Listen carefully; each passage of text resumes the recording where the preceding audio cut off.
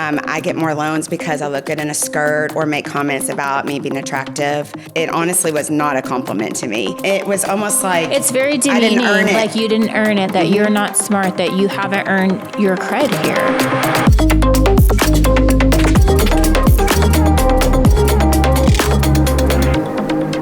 This is really hard to explain to people. It's a pretty significant investment to be here. There's nobody else doing stuff like this in mortgage. Correct. Like nobody.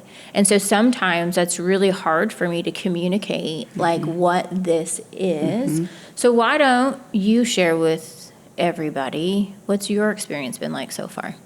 It has been an amazing experience. I have felt so much sisterhood, collaboration, support, love, help with these women, just being able to sit back and watch and also work with them and explain my perspective on things has been so magical. Just the level of love and care for each other this week has been a very special thing to experience. Oh, I love that. True. And you're in a different capacity. You're one of our sponsors from the Loan Store. Thank you, Phil. Thank you. He's such an amazing supporter, and the whole company has been such a great support of Notorious. Why don't you share with people a little bit about yourself, how you came to mortgage, and then what you do over at the Loan Store? I actually got into the mortgage business. I started in construction lending. I did that, and then I got convinced to go over to the mortgage side. So I went into the mortgage side in 2002, when my son was 6 months old. I fell in love with the industry. Was on the ops side for quite a while. And then I had someone that approached me and talked to me about becoming an AE. And I was hesitant at first because it was something different, but I jumped in and absolutely fell in love with it.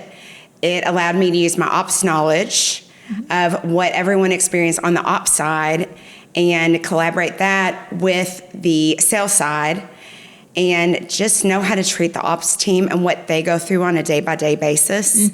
I feel like makes me so much more of a successful AE because I know how to treat them. I know how they feel in their perspective of the business. And it allows me just to give better service to my brokers, to just have a more well-rounded experience. And it's just been such a joy of my life, and I have never looked back. I love that. And I will say, like, I was just looking at Facebook, and I want to say Eddie Perez, who's also a sponsor of ours over at EPM, he had posted about what makes a really great lender. And a lot of people said your account executive. Like, they become that, like, liaison. Between ops and sales, and the brains between those two sides of the industry are very different. And so having something that's really good and effective between the two that can, speak the talk to the, underwriter, but then also can handle the sales side, because it is very much often can be really clashy, instead of how do we switch from that to them being very collaborative and like realize we're all pulling in the same direction. Absolutely. And I've been, I've experienced when it's not hand in hand and it's a toxic experience. It can be very, very toxic. And then I just see the beauty of being at the Loan Store.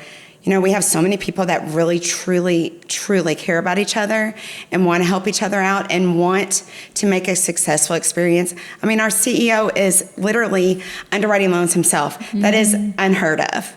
And truly cares about the experience in general and wants to understand it and make it a simpler, more well-rounded experience. We just have so many beautiful people that truly care and want to make it a good experience and get your loan closed. We want to figure out ways to make a difficult loan close, just to be able to call and talk to your underwriter, or honestly anyone on our staff in our company, to be able to call and talk to them and work through a difficult file and collaborate and work together to make something happen that maybe would not work out otherwise. Is just such a blessing in this industry. I really love too that they have a strong female presence with Teresa. Absolutely. There, you don't find that everywhere, and that's one of the things here with Notorious. It's like we want to get women on the stages. We want them not even just on the stage and on the lineup. We want them in top billing, and we want to see women really leading organizations. And there's such a deficit of women in leadership positions in the industry when the field is like close to a 50-50 split. Agreed. And so it's great to see there is a very strong female presence at Lil and Star. Absolutely. So it's been awesome to be partnered with you guys. So through your career, have you noticed any like gender inequity that you see happening? How has that affected as you started to come up through the industry? Because you've been here for a while.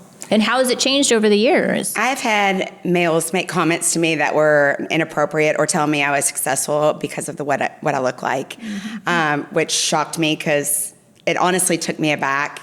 I did speak up for myself and said that has absolutely nothing to do with why my brokers love me and want to send loans to me. Yeah. But that was probably the most profound comment that I've had in gender inequity.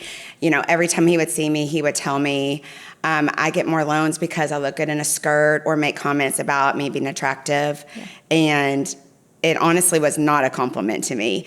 You know, in other capacities, that would be a compliment.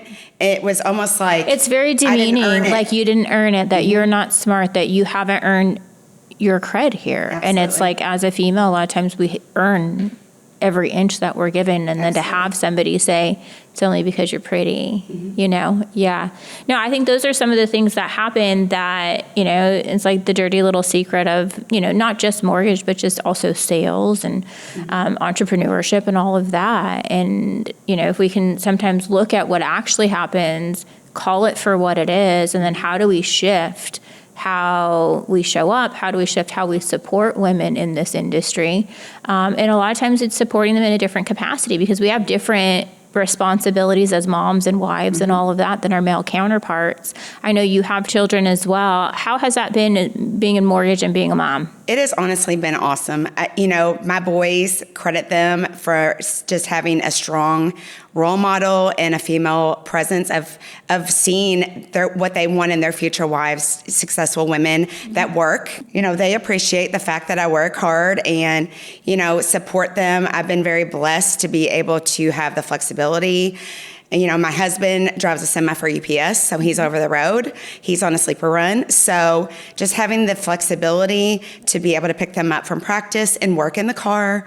You know, I know that we've talked about that. Working in cars, practices, At ball games, you know, I've been very blessed too. You know, both my boys play travel baseball. To be able to go to their tournaments and sit and pick up my phone and work. My laptop has been everywhere. My laptop has been at the ball field in Atlanta, sitting on the floor with my laptop in hand, you know, at 7:00 at night. You know, we have the flexibility, but we also tend to work very, very long hours.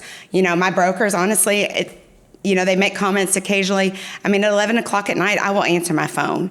You know, I have a hard time not responding because it's just who I am, and I want to help when they need my help.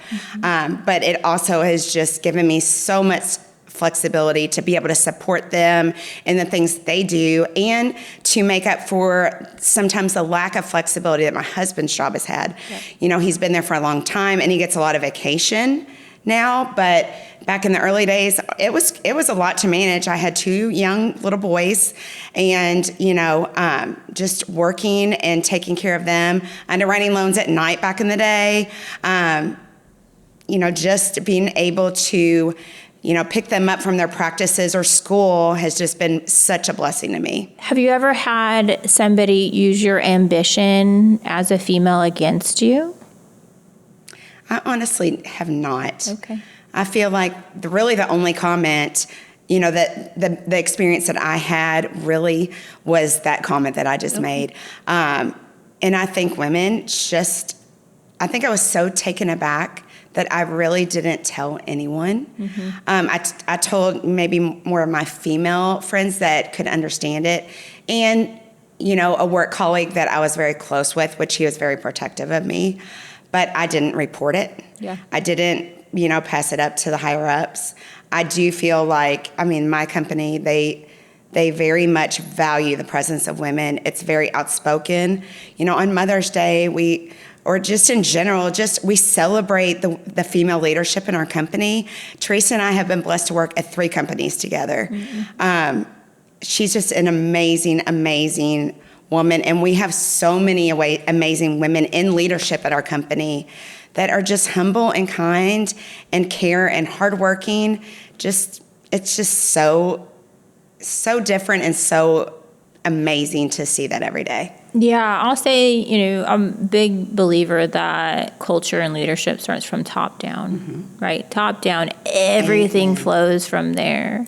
And it is a testament to the leadership over at the Lone Store. And I'll say anytime, even when I've had issues where I'm like, I'm having a problem, it's just even the language around things where, Teresa's been like, that's a really great teaching moment. Thank you, right? Instead of, sometimes it's, and I'm sure it depends on how brokers come. Yeah, where it's like, and it's like the immediate pushback, and it's like, oh, no, okay, got you, thank you for the feedback, and now what can I do with this so that we can all make this a better experience for everybody? Totally explains her. Yeah. I mean, she's always willing to listen, and then she's like, oh, well, maybe we can pivot and do things a little bit differently. And you also have to be really secure in who you are as a person. I think what happens is that a lot of times, if we're getting constructive, quote unquote, criticism or feedback that may not feel good, because a lot of times if it's any sort of, usually feedback is something that you're not doing great. And so being able to take that, if you are not secure in who you are and what you're doing, it'll hit your insecurity. And then how you respond to that really is the testament to how much growth you've personally done. Yeah, so you guys are a great sponsor and great people to work with in the industry. Is there anything that you would tell either your like 20-year ago self getting started in mortgage that maybe you didn't know, that you were like, you know what, let me share this with you, girl? Or if there's somebody getting started in this industry for the very first time, what would you share with them? I would just say to be assertive. This job and industry has made me so much more assertive and secure in who I am as a person. I speak up when I need to. I am not afraid to be strong and not get walked all over, because sometimes when a loan is not going well, or if a loan is going sideways, people can be nasty. But you just have to almost just take time and let them speak, but be assertive and strong, but work on a response and work on a solution together. So being assertive in this industry as a female is honestly one of my biggest pieces of advice for someone starting out. I've grown so much. Yeah. I never thought I would do this. I hated math. I never thought I would do this for a business, but I absolutely love it. I mean, obviously I've been doing it for 23 years, so I love the industry. I can't imagine doing anything else. Yep. We get to solve problems every day. Every day is different. We have a new challenge every day. It's just a really special industry with a lot of wonderful people and wonderful relationships. Let's talk about what has been your biggest insecurity that you've had to overcome being a female in mortgage? Honestly, I've had a very hard time shutting things off. Boundaries. Oh, girl. We've been talking about boundaries a lot. I have a hard time with boundaries. I have a hard time shutting things off and taking time for myself. And I feel like this has taught me, I've had some wonderful conversations the last couple of days, and wonderful women that I can relate to in my industry that have given me wonderful advice about a little bit more of a balance. Yeah. I very much have valued that. That's one of the things that I hope and I pray that we are creating / shifting in our industry, at least, is that our value and our worth is not tied to what we can sacrifice or how hard we're willing to work, because that has us, compromising who we are so much, and that has us working bazillion hours a day, and really sometimes the shift in our priorities not where we would love them. And so also probably one of the reasons why for some women, what we do here, even though it's amazing, it's hard for some women to wrap their head around coming here. And it's like, because we put ourselves last a lot of the time, right? Totally. And we're willing to take crumbs. We're willing to take crumbs of the industry. We're willing to take crumbs from clients. We're like, I don't know if men have this problem. I'm like, I'm not a man, so I don't know. I don't know if you men have this problem of not really stepping into our fullness and our appreciating who we are as people, and like setting a certain expectation, and that it's okay for you to like love what you do and take rest, and like please take some rest. And like the business model, we've said this time and time again, or I've said time and time again, the model that I hope we're creating is like more money, less effort. So you can go and do the things that you really love, you know? I'm very much a people pleaser, very much a people pleaser. I have a hard time saying no to things. I do it in my personal life.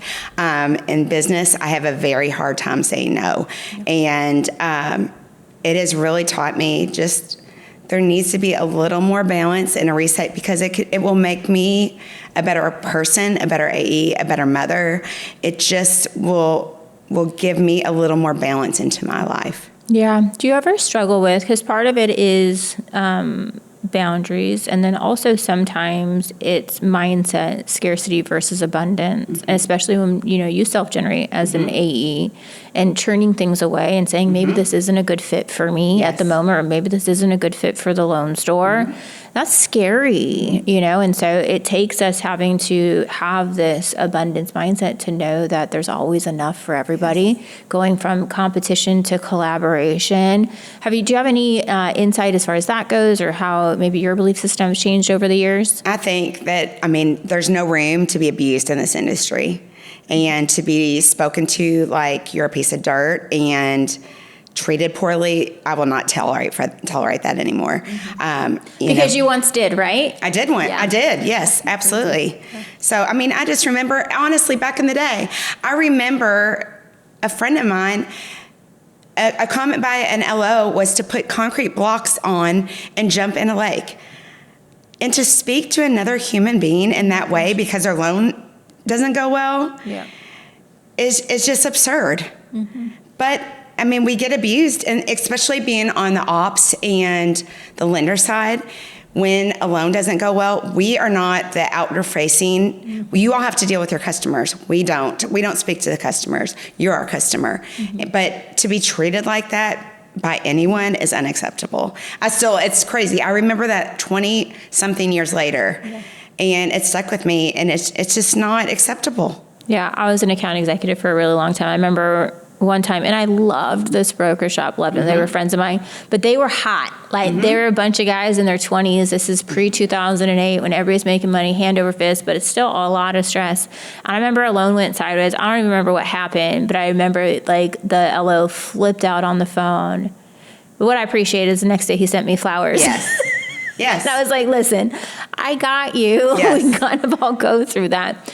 I was sharing with my friend Cheryl yesterday that learning how to like emotionally regulate in this industry would probably be the one skill. If we could all learn one skill in this industry in general, be it you're a real estate agent or you're in mortgage or wherever you serve in this transaction, because it is very high stress, is learning how to emotionally regulate yourself. Because what happens a lot of the time is it's very high stress. Somebody's freaking out somewhere, right? Buyer's freaking out, seller's freaking out, something's happening, and that comes to one of us. And if we don't emotionally regulate, we then take that out on everybody else in the transaction. And your family as well. I have learned to take a breath, and it's very hard because I'm very much go, go, go, and very much I talk fast and do things fast, to when you're talking to someone where they're upset, to try to take a breath and let them finish speaking,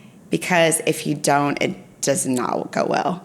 But I also, it's funny too, just speaking of all that, I remember having a LO. I was actually at my anniversary dinner with my husband at night, and his purchase was not going sideways, but it wasn't clear to close yet. And it wanted to close the next day, or we needed it that night or something. And I spent a good majority of my anniversary dinner on the phone with him. We got it taken care of. It always works out. So we got it taken care of. And I know he was upset and kind of strongly, just emotional about the transaction, because it was important. Someone's purchase isn't it is just a significant part of someone's life. So there's a lot of emotion on that side. So you all are dealing with the emotion of the actual person that it's affecting. And so it affects all of us. But then he came and brought me an amazing bottle of champagne the next day. So it's just the relationships and the care and the give and take, and just knowing your loan officers and knowing your partners well enough that you know that you can't take it personally. You just know, you know how to work through things and work together and be able to work with my staff to be able to get it done. Yeah. I think it's sometimes, and I have to tell my kids this, not both my kids, but one of them in particular, there was a shift and it was like, hey, listen, we're on the same team. Right. I'm not here fighting you. We are on the same team. Let's get on the same team, and how do we pull in the same direction? Yes. So I want to get you everything you want. Please know that is my premise, right?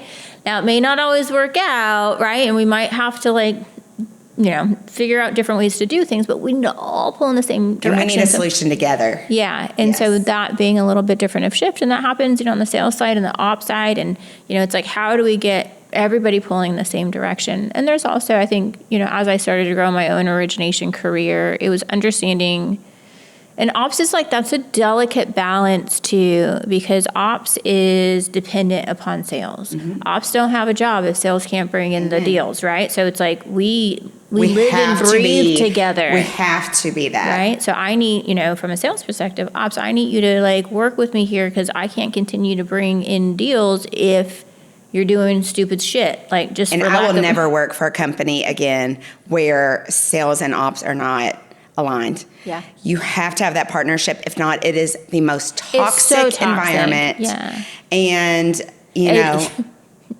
is. It's a toxic environment, and it just affects everyone's business.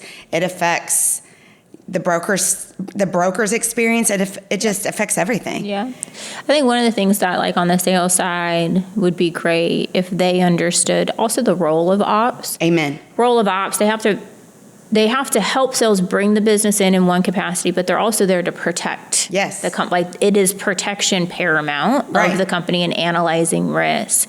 Because if they don't effectively analyze that risk, nobody has the job either way, right? Yes. So ops has to protect that barrier of what is in the best interest of the company, risk analysis wise, right? And then sales has to bring the business in, and we're so codependent on one another. And so if we can all get on the same page and we're all on the same team. Just team. show each other respect and understanding, and it's just so important to understand what they go through on a day-by-day basis. And their name's on the line. If they underwrite a loan and they make a mistake, it's their name on the line. It's their job on the line. Mm-hmm. So just to understand the balance of all that is very important. Yeah. Well, let's talk about the event so far. This is your first time here, and your first time kind of getting the Notorious vibe. Yes. What would be your experience so far?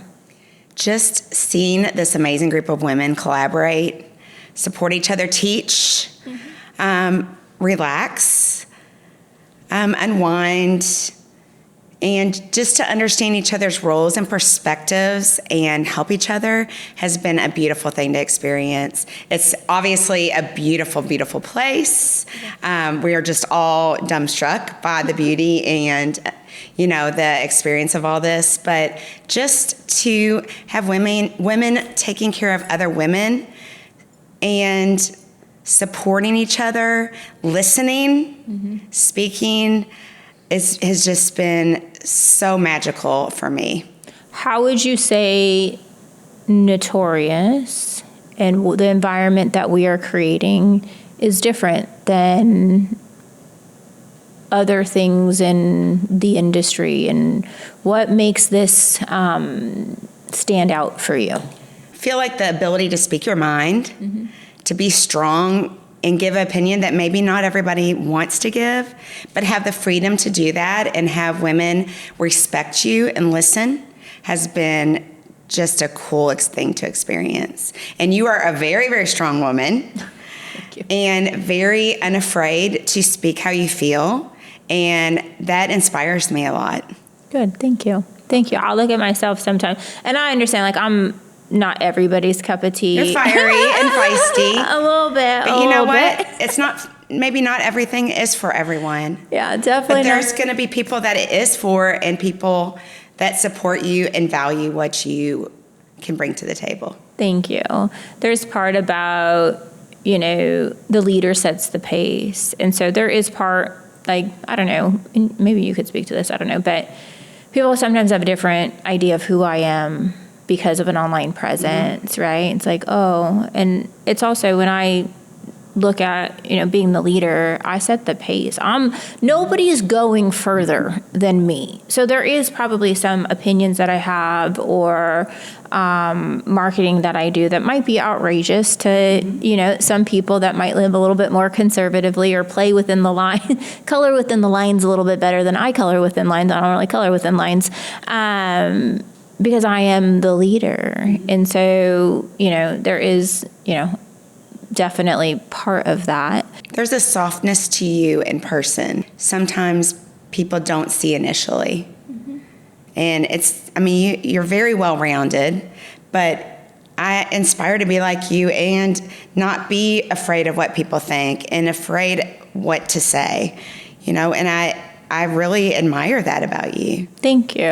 I think we all need those people. We all need those people in our lives. Challenge you. They're like the expander of and I've had those people in my life that hold that space for me because I can't always hold that space for myself. I need other people in my life that show me. I just went to a mastermind. I do a mastermind outside of mortgage with other female founders and entrepreneurs. And the very last day, they put us in a dance class, but it was not the regular dance. I grew up as a dancer, so I was like, let's do it. And then I get in there and I'm like, holy shit, it's a twerking class. And I was like, oh my God, I am so uncomfortable in my body. I'm like, that would be me. You want me to what? Like, okay. But it was such a I had a chance to really encounter all my limiting beliefs were you are going to encounter all of them today because I was so uncomfortable. And what I really saw, and it also might be just where I'm in an interesting part in where my life is currently, very interesting, but I started to see all of these places that I was holding myself back, right? I do that too. For fear of looking dumb, being silly. I'm not gonna be silly because what are people gonna say? Or how many times I was really holding back the biggest, most, and I'm pretty joy in your life. 100%, right? I was holding myself so much. Because you're worried about what people are going to think or how you feel about yourself or your insecurity. I've done that too. And then I actually did something for myself that probably about 5 years ago, that was a very personal thing that just was literally for myself. But I was so proud of myself for getting outside of my comfort zone and doing something risky, something, that I would normally never do. Mm-hmm. But I was so proud of myself and it felt good to do something different. Yeah, I love that. Can you share with, coming here as a sponsor, you come in and serve in a different capacity. Mm-hmm. Can you share for other potential sponsors the value that you see being here with us as far as sponsor relations go? I think it just gives me a different perspective actually talking outside of a business transaction. What you all do in your day-to-day, seeing you work behind the scenes, not in front of me in a business capacity, in an office or just with meetings, but seeing you in real day-to-day life gives me a different perspective.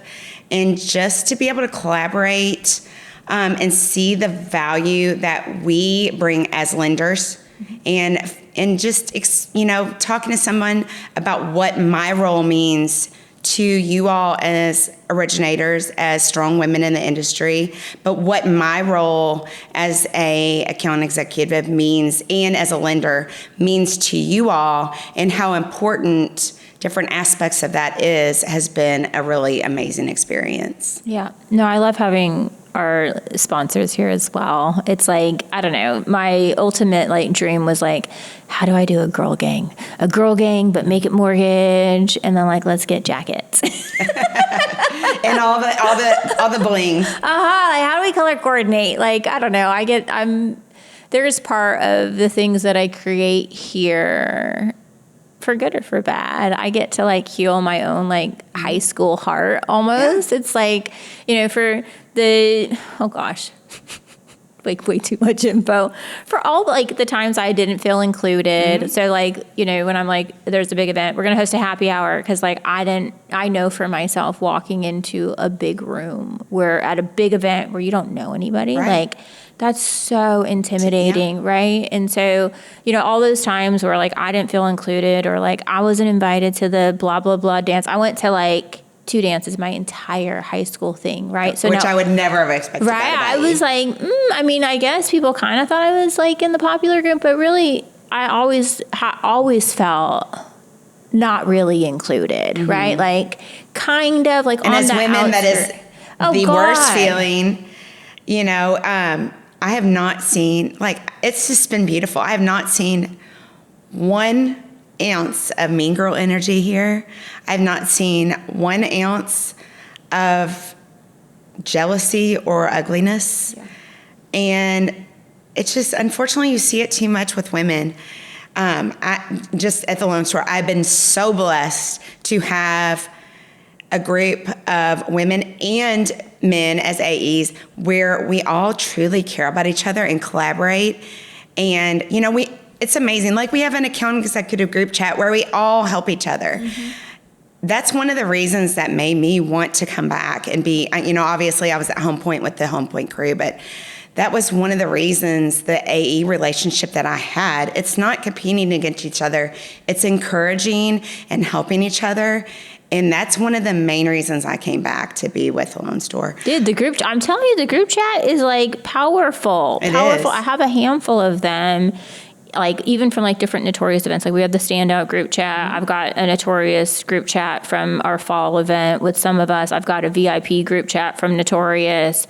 And there's a bunch of things that happen in the group chat. One, people make a ton more money. They're passing deals back and forth to one another. They're solving problems. Mm-hmm. Like I've even seen it in this group chat. Yeah. Who's licensed in this state? Yeah, so passing money back and forth, deals back and forth, and also solving people's problems. Mm-hmm. Like the challenging file that nobody can solve, and it's like, got you. I got the right person. Yeah. And I have honestly, I've introduced some of my loan officers to each other, mm-hmm. and loans that they can't do, they'll refer to them. But it always comes back. When you give, I think you get more mm-hmm. than what you put out because it always comes back. Yeah, I agree. It's just the relationships just in general are so important and just helping each other out.